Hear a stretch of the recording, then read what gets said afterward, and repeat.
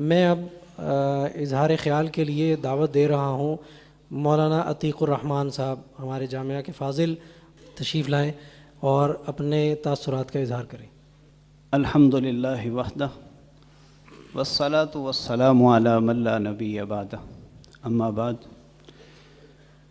لائق ست تعظیم و تکریم اساتذہ کرام اور میرے ہم مکتب ساتھیوں، میرا نام عتیق الرحمن ہے اور 1999 سے لے کے 2006 تک میں نے روایت حفظ، تجوید و قراءت سبع ثلاثہ، درس نظامی اور میٹرک اور ایف اے دارالعلوم اسلامیہ ہی میں یہ تعلیم میں نے حاصل کی۔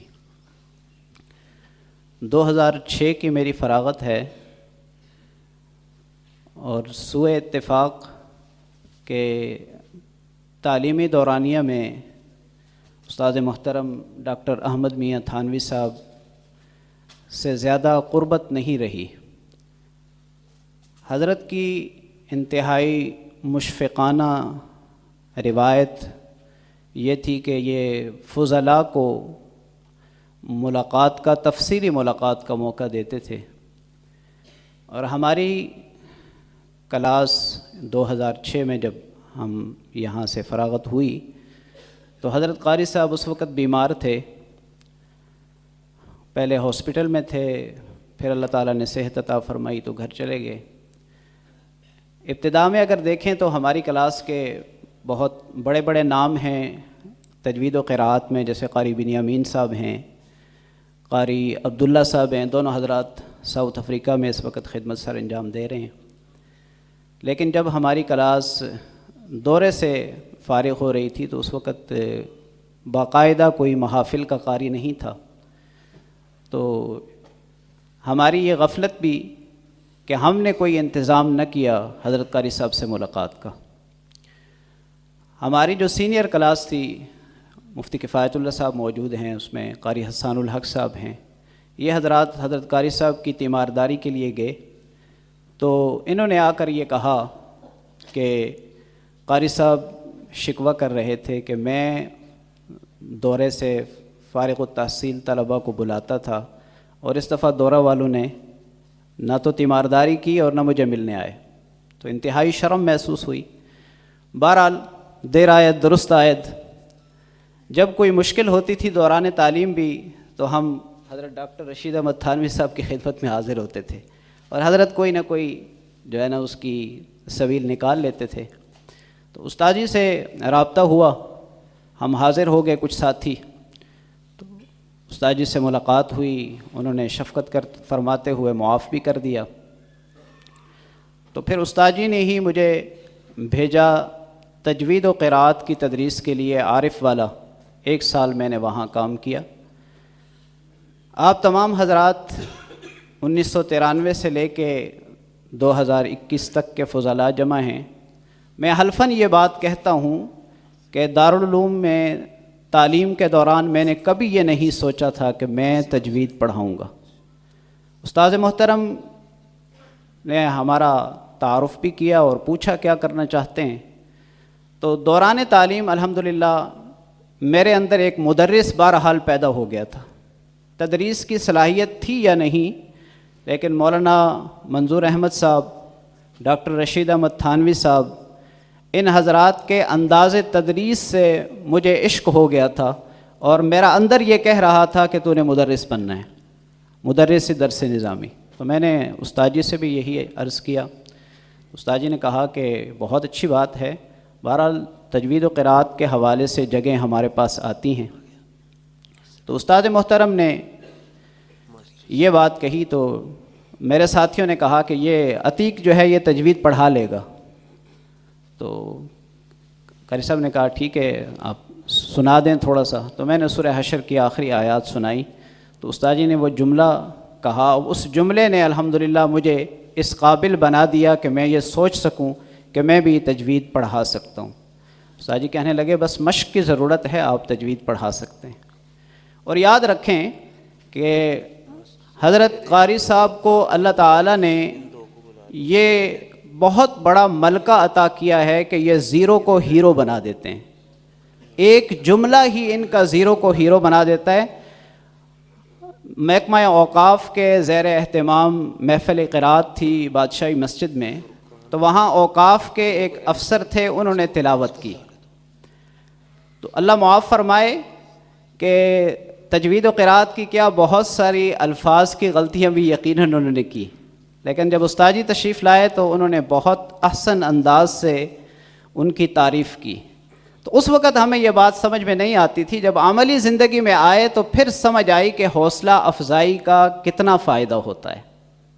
حوصلہ افزائی کا کتنا فائدہ ہوتا ہے کہ وہ ایک عام سے آدمی کو ایک اعلیٰ مقام پر پہنچا دیتا ہے.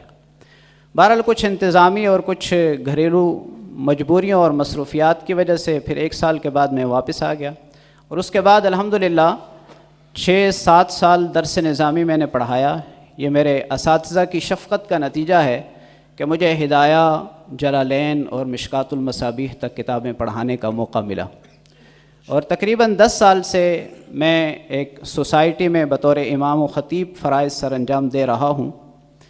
اور بطور امامت و خطابت مجھے جس چیز کا سب سے زیادہ فائدہ ہوا، سب سے زیادہ حلفاً کہتا ہوں، وہ دارالعلوم کا مزاج اعتدال ہے. یعنی یہ وہ چیز ہے کہ زمانہ طالب علمی میں ہم اس پر کڑتے تھے. اگر سچ بات کہوں تو زمانہ طالب علم میں ہم یہ چاہتے تھے کہ ہمارے مدرسے کا انداز کچھ جارحانہ ہونا چاہیے، فرق باطلہ کے خلاف کچھ کام ہو.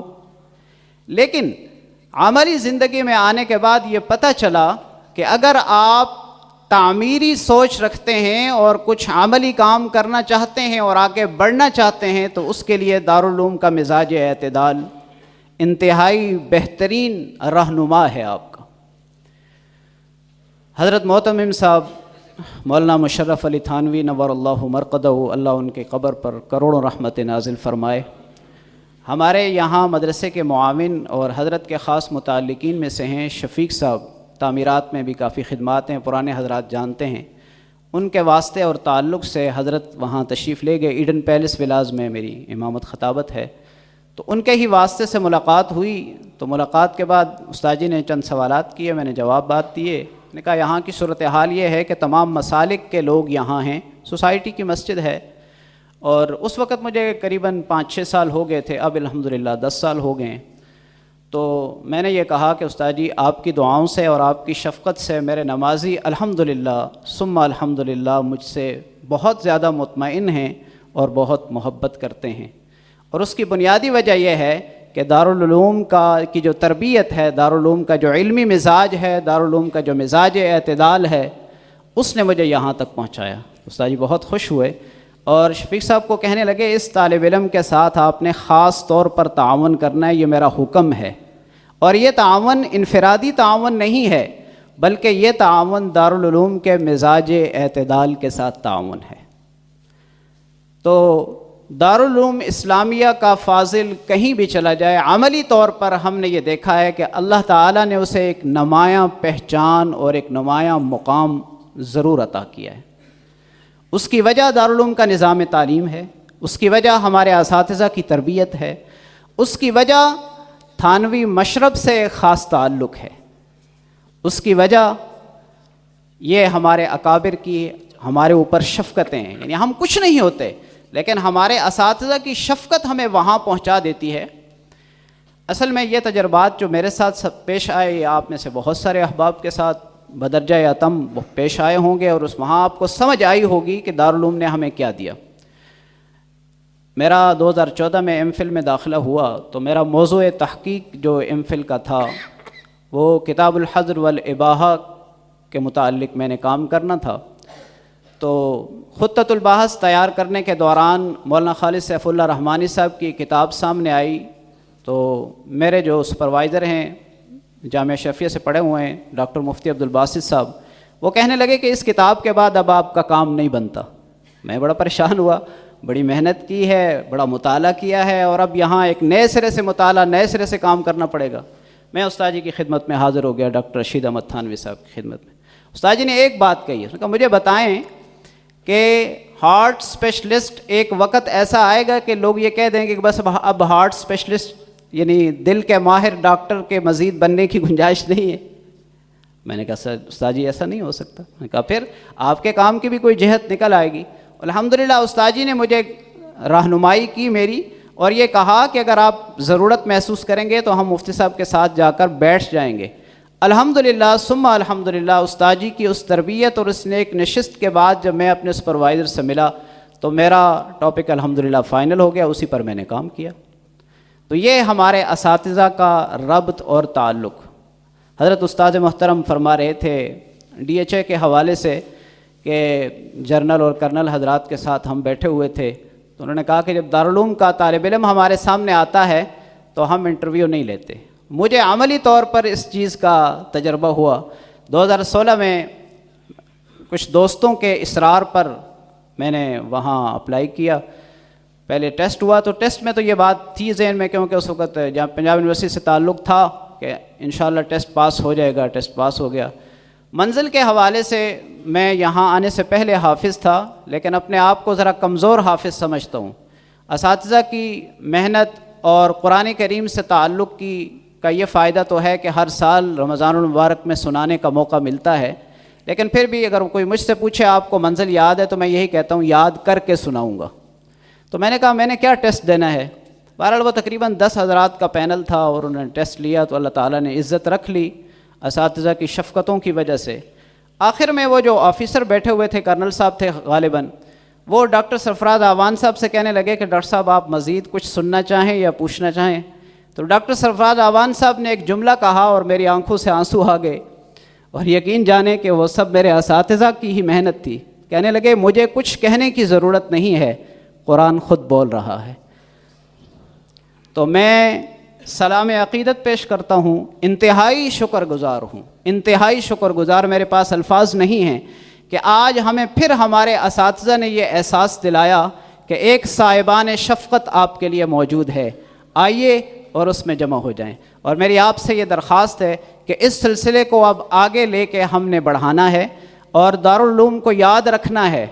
دارالعلوم یاد رہے، ہمیں ہر اعتبار سے یاد رہے، کیونکہ دارالعلوم نے ہمیں وہ دیا ہے جو ہمیں شاید کہیں سے نہیں ملتا. وما علینا الا البلاغ.